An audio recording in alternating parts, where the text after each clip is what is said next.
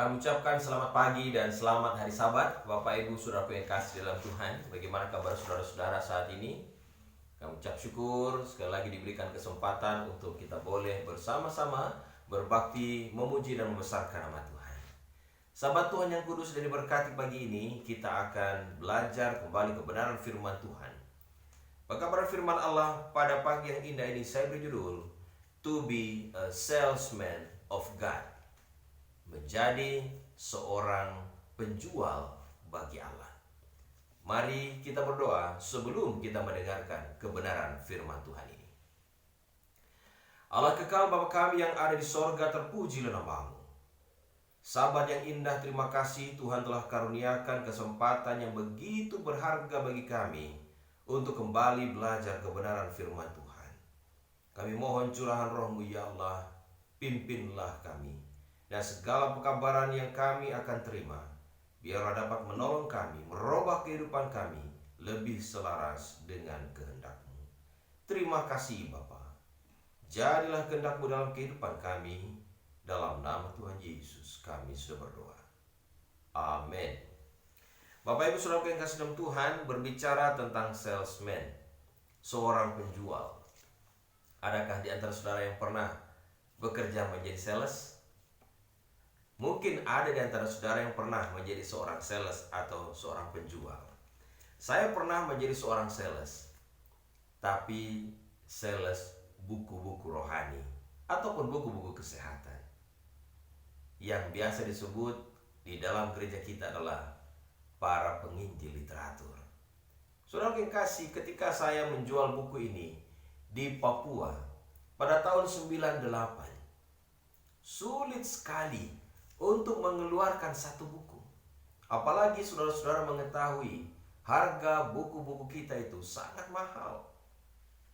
Tetapi ini tidak menghalangi saya untuk bisa melaksanakan tugas ini. Dari Departemen Kependetaan Universitas Kelabat, kami mendapatkan target sekian ratus jam harus terpenuhi. Saya lupa berapa banyak waktu itu. Tetapi yang jelas itu harus terpenuhi. Dan oleh karena itu, maka saya harus selesaikan target itu. Dan saya tahu betul betapa sulitnya untuk menjual sesuatu. Nah, saudara yang kasih dalam Tuhan, ada hal-hal yang harus dikuasai oleh seorang penjual. Menurut saudara, apakah seorang salesman harus memahami barang yang dia jual? Saya yakin saudaraku harus memahaminya. Bagaimana kita akan menjual sesuatu tanpa kita memahami produk yang kita jual? Entahkah itu kekuatannya, entahkah itu kualitasnya, warnanya, semua hal yang berkaitan dengan produk yang kita akan jual, ini harus dipahami oleh seorang salesman. Nah, bagaimana jika seandainya seorang penjual ini tidak memahami barang yang dia akan jual? Perlukah penjual menggunakan produk yang juga dia jual? Saya pernah satu kali, saudaraku, bisa dikatakan rasa heran. Kenapa? Waktu itu saya ingin membeli sebuah sepeda motor. Sales sepeda motor ini datang ke rumah. Dia sebenarnya adalah sales sepeda motor Yamaha. Tetapi dia datang menggunakan motor Honda. Dan helm yang dia gunakan berlogo Suzuki. Dia menjual motor Yamaha. Dalam hati saya bilang, bagaimana orang menjual produk tertentu tetapi menggunakan produk yang lain? Ini bisa jadi membingungkan orang yang akan membeli produk itu. Sebenarnya orang ini percaya atau tidak dengan produk yang dia akan jual? Nah, saudaraku yang kasih dalam Tuhan, buku The Big Sell karangan John Rushmore mengatakan 80% salesman tidak menguasai produk yang mereka jual. Nah, ini menarik. Lalu bagaimana kita bisa melakukan penjualan yang laris, penjualan yang sukses, jika kita tidak memahami produk yang kita akan jual? Nah, sekarang berkaitan dengan salesman ini, Sebenarnya saudara dan saya, kita ini adalah salesman rohani. Kenapa saya katakan kita adalah salesman rohani? Karena sebagai umat Tuhan, ada produk yang kita harus jual. Ada produk yang kita harus edarkan untuk menjadi konsumsi khalayak ramai. Apakah benar bahwa kita mengenal produk dalam tanda kutip yang kita akan jual? Apakah kita juga pernah sudah merasakan produk tersebut? Nah, bagaimana cara kita merasakan produk-produk itu? Nah, sebagai saksi Kristus, saudaraku, kita ini mewakili Kristus. Semua perkataan kita, perbuatan kita, perilaku kita, tanpa kita sadari, kita ini sementara menjual Kristus. Nah, apa yang seharusnya kita perbuat? Saat saudara menjual sesuatu, dan apa yang saudaraku tawarkan kepada orang lain ini, orang akan bisa melihat kita sementara percaya atau tidak menggunakan barang yang kita pakai. Coba kita lihat saja sales rokok. Ya, pernah melihat sales rokok? Biasanya sales rokok ini adalah gadis-gadis yang masih muda dan biasanya cantik-cantik. Coba perhatikan rokok-rokok yang mereka jual, saudaraku. Apakah rokok itu rokok yang murah ataukah rokok yang mahal? Kira-kira apa yang pertama kali dilihat oleh para pembeli? Sebenarnya bukan rokoknya, bukan produknya, tetapi penjualnya. Nah, ini yang menarik. Karena sadar atau tidak, laku atau tidaknya produk yang kita akan jual tergantung dari orang yang menjualnya. Makanya saya katakan tadi, saudara dan saya, kita ini adalah salesman rohani. Apa yang akan kita jual? Apa yang akan kita tawarkan kepada orang lain? Tidak lain adalah kebenaran firman Tuhan. Jadi kalau saudara dan saya, kita sebagai umat-umat Allah, sebagai salesman rohani yang akan menawarkan satu produk, dan itu adalah produk sorga, maka orang bukan melihat produknya lebih dulu, tapi melihat salesman-nya. Kita ambil contoh saja. Kalau saudara ke pasar, ibu-ibu biasa ke pasar, bahkan ada juga si bapak-bapak yang ke pasar, bukan? Tetapi dari sekian banyak penjual yang ada di pasar, contoh saja, seorang yang akan membeli beras, ibu-ibu mau beli beras, di penjual A harganya 100.000, di penjual B harganya 100.000. Apa yang membuat sehingga ibu-ibu beralih ke penjual A bukannya ke penjual B? Orang melihat produknya sama, merek yang dijual sama, tetapi orang lebih memilih penjual yang murah senyum, penjual yang mau ngobrol basa-basi sedikit dengan pembelinya, penjual yang ramah. Pernah lihat penjual yang judes, saudara? Penjual yang bisa dikatakan tidak mau menjawab pertanyaan pembelinya dengan ramah. Ada penjual yang menjawab pembelinya dengan ketus-ketus. Berikut sudah tidak ada yang lagi yang mau beli ke situ. Karena apa? Orang tidak lihat barangnya. Memang orang lihat barangnya, tetapi penjualnya haruslah memiliki sikap yang baik. Pembeli akan kembali karena perhatiannya kepada mereka. Saudara yang kasih dalam Tuhan, keramah tamahan memegang peran penting. Nah, jika kita datang ke gereja, ada tentu tamu-tamu yang datang ke gereja saudara. Pertanyaannya adalah, apa yang membuat tamu-tamu itu betah datang berulang kali di sabat-sabat berikutnya ke gereja kita?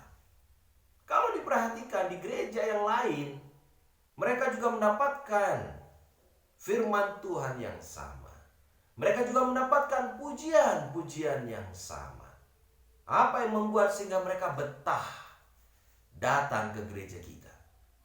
Itu tidak lain karena saudara dan saya, orang-orangnya yang membuat mereka merasa nyaman berada di dalam gereja. Jadi saudara yang kasih dalam Tuhan, ini sangat penting berkaitan dengan saudara dan saya sebagai salesman of God. Jadi memahami doktrin, menguasainya dengan baik, hafal ayat-ayat, hafal lagu Sion, fasih mengajar sekolah sahabat, fasih berkhotbah, belum cukup saudaraku, belum cukup untuk dapat menjadi wiraniaga Allah. Mari kita buka di dalam 1 Korintus pasal 9 ayat 25 sampai 27. 1 Korintus 9 ayat 25 sampai 27 firman Tuhan. Tiap-tiap orang yang turut mengambil bagian dalam pertandingan menguasai dirinya dalam segala hal. Mereka berbuat demikian untuk memperoleh suatu mahkota yang fana, tetapi kita untuk memperoleh suatu mahkota yang abadi. Sebab itu aku tidak berlari tanpa tujuan dan aku bukan petinju yang sembarangan saja memukul. Tetapi aku melatih tubuhku dan menguasainya seluruhnya, supaya sesudah memberitakan Injil kepada orang lain, jangan aku sendiri ditolak. Paulus memberikan sebuah gambaran kepada kita bahwa saudara dan saya sama seperti atlet yang ketika bertanding, saudara harus betul-betul melatih diri untuk dapat bertanding dengan baik. Dan dengan jelas tadi dikatakan bahwa kita harus menguasai diri kita sepenuhnya. Sebab orang melihat apa yang kita perbuat, bukan apa yang kita katakan. Nah, berbuatlah, berubahlah, berkaryalah, maka orang lain akan mendengarkan apa yang kita katakan. Tidak mudah menjadi salesman of God. Saudaraku dan saya harus memiliki karakter yang sama seperti yang kita beritakan. Mari kita buka juga di dalam Yakobus pasal 1 ayat 22 sampai 25. Yakobus 1 ayat 22 sampai 25 firman Tuhan. Tetapi hendaklah kamu menjadi pelaku firman dan bukan hanya pendengar saja. Sebab jika tidak demikian, kamu menipu diri sendiri. Sebab jika seorang hanya mendengar firman saja dan tidak melakukannya, ia adalah seumpama seorang yang sedang mengamati mukanya yang sebenarnya di depan cermin. Baru saja ia memandang dirinya, ia sudah pergi atau ia segera lupa bagaimana rupanya. Tetapi barang siapa meneliti hukum yang sempurna, yaitu hukum yang memerdekakan orang, dan ia bertekun di dalamnya, jadi bukan hanya mendengar untuk melupakannya, tetapi sungguh-sungguh melakukannya, ia akan berbahagia oleh perbuatannya. Yakobus dengan jelas mengatakan, hendaklah engkau menjadi pelaku firman. Apakah seorang salesman tadi, dia menjual produk motor tertentu, produk motor A, lalu dia menggunakan motor B, lalu helmnya motor C, orang bisa melihat, loh, yang dijual merek A, tapi dia gunakan merek B dan C. Bagaimana orang bisa melihat dan percaya dengan apa yang dia jual? Saat saudara dan saya, kita mewartakan kasih Allah kepada orang lain, seorang yang menjual produk sorga, dia harus melakukan apa yang seharusnya dia lakukan sebagai seorang penjual. Itu sebabnya dikatakan tadi, pada waktu saudara dan saya kita bersama-sama menyelesaikan pekerjaan yang Tuhan telah berikan kepada kita, maka kita pun harus melakukan yang terbaik yang kita bisa lakukan. Makanya dikatakan tadi, Paulus katakan, jangan sampai sesudah aku memberitakan Injil, aku ditolak. Bapak Ibu Saudara yang kasih dalam Tuhan, di Jogja ketika kami melayani di sana, pernah kami melihat di Malioboro itu dijual bermacam-macam topeng yang terbuat dari kayu. Saudaraku pernah lihat topeng yang dibuat dari kayu oleh para pengrajin? Mimik mukanya itu macam-macam. Ada yang senyum, ada yang menyerigai, ada yang melongo, ada yang macam-macam mukanya. Coba bayangkan, bagaimana seandainya kita ini menjadi sales? Tentu kita akan pasang topeng yang terbaik sehingga pembeli ini tertarik untuk membeli produk yang kita jual. Tapi coba kalau kita gunakan topeng yang lain, muka masam dan lain sebagainya, apakah pembeli mau beli? Kadangkala topeng kemunafikan itu kita gunakan. Dan topeng kemunafikan inilah yang seringkali kita pakai saat kita keluar rumah. Kita buka firman Tuhan. Matius 23 ayat 28. Matius 23 ayat 28 firman Tuhan, demikian jugalah kamu, di sebelah luar kamu tampaknya benar di mata orang, tetapi di sebelah dalam kamu penuh kemunafikan dan kedurjanaan. Tahu istilah bermuka dua, bermuka tiga, bermuka banyak?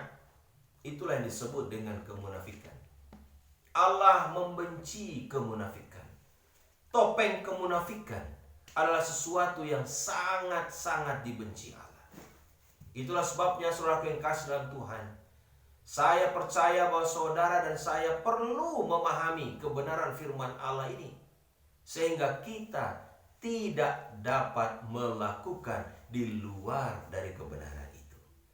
Kita buka selanjutnya di dalam Matius 24 ayat 51. Matius 24 ayat 51 firman Tuhan, dan akan membunuh dia dan membuat dia senasib dengan orang-orang munafik. Di sanalah akan terdapat ratapan dan kertakan gigi.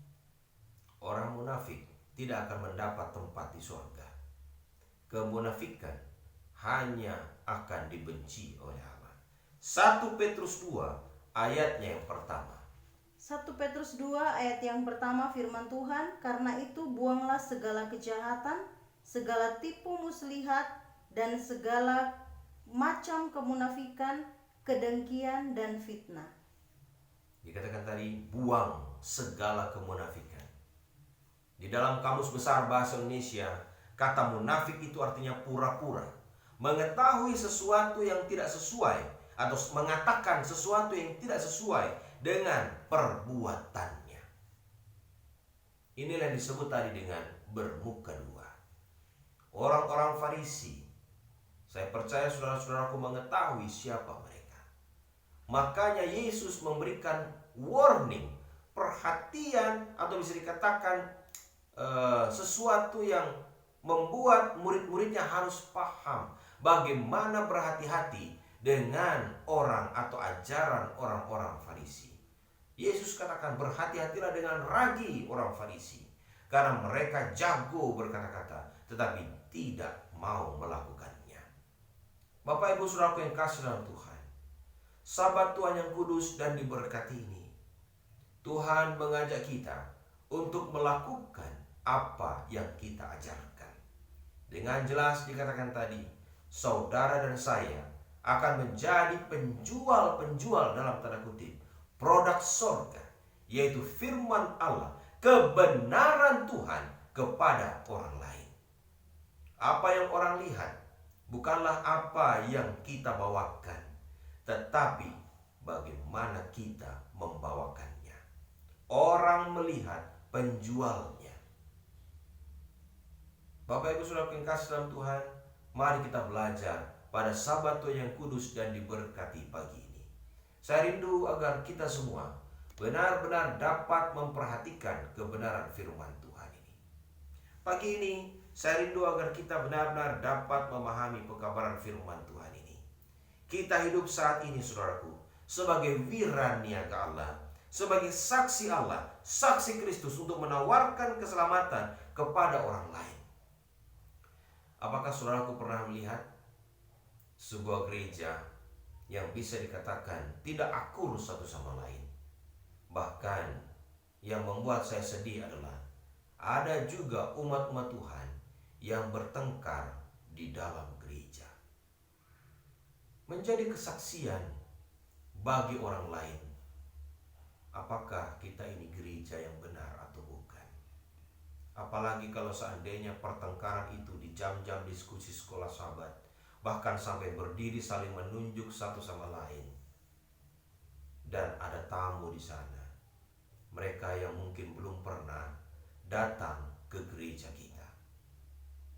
Coba saudaraku renungkan, kira-kira apa yang mereka pikirkan tentang gereja kita ketika mereka melihat orang-orang yang ada di dalamnya melakukan hal yang tidak pantas seperti ini.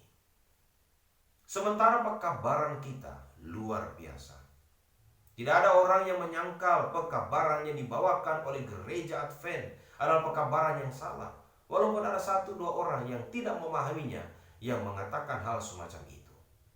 Tetapi seringkali justru kitalah orang-orang yang ada di dalamnya yang justru membuat pekabaran itu menjadi nista bagi orang lain. Bapak Ibu Saudara yang kasih dalam Tuhan, Rasul Paulus kembali menekankan firman Tuhan tadi, bahwa apa yang kita lakukan, segala sesuatu yang saudara dan saya praktekkan, dilihat orang lain, dan itulah yang membuat mereka tertarik untuk membeli produk yang kita jual. Saya rindu agar kita boleh introspeksi diri kita masing-masing.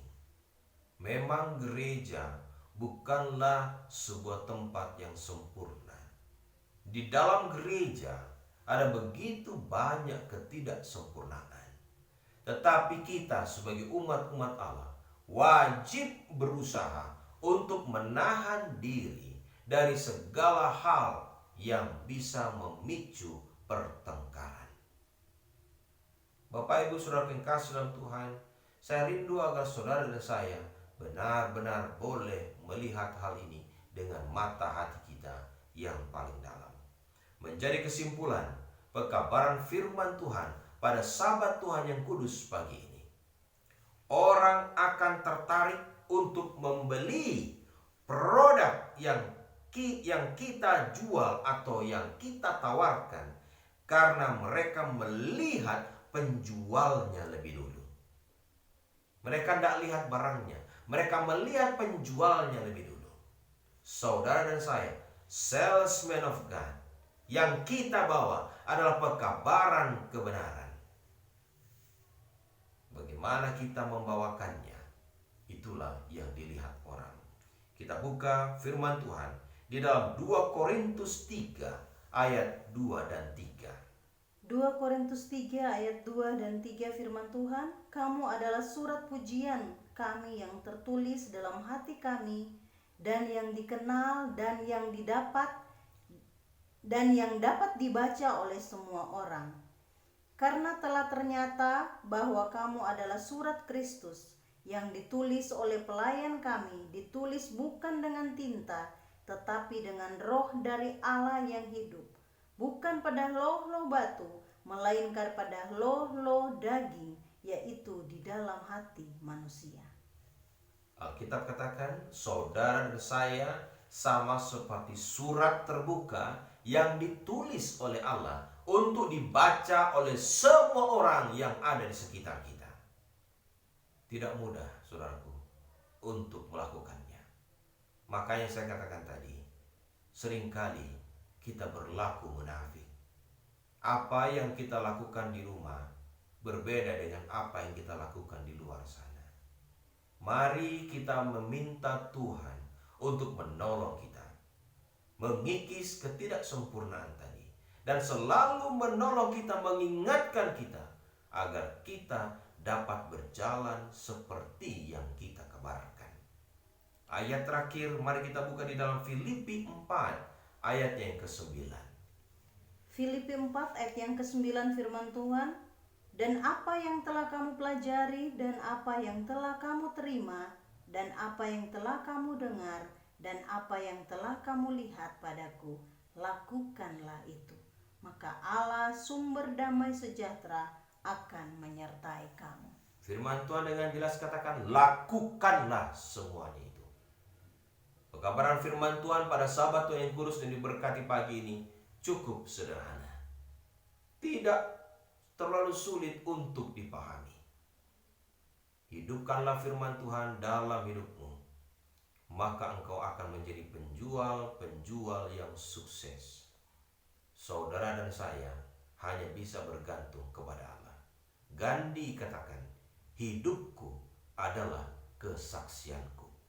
Semoga Allah menolong kita menjadi salesman Allah, membawakan pekabaran kebenaran ini kepada orang lain di luar sana.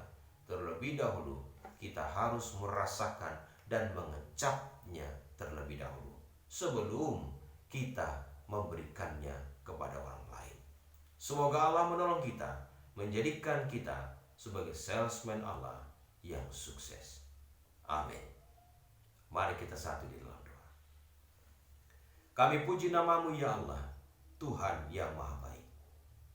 Kami sadar bahwa kami banyak kelemahan, namun kami yakin bahwa Engkau Allah kami sanggup menolong kami. Jadikan kami Tuhan, juru kabar Allah yang dapat diandalkan. Banyak kelemahan kami, namun kami percaya Engkau Allah kami yang sanggup menolong kami. Terima kasih Bapa, berkatilah anak-anak-Mu dimanapun berada. Biarlah kasih karunia Allah, damai dan sejahtera di dalam nama anakku Yesus Kristus, dalam persekutuan Roh Kudus, menyertai anak-anak-Mu dimanapun berada, dari saat ini sampai Maranatha tiba. Dalam nama Tuhan Yesus kami sudah berdoa. Amin. Kami ucapkan selamat Sabat. Kiranya Tuhan memberkati kita.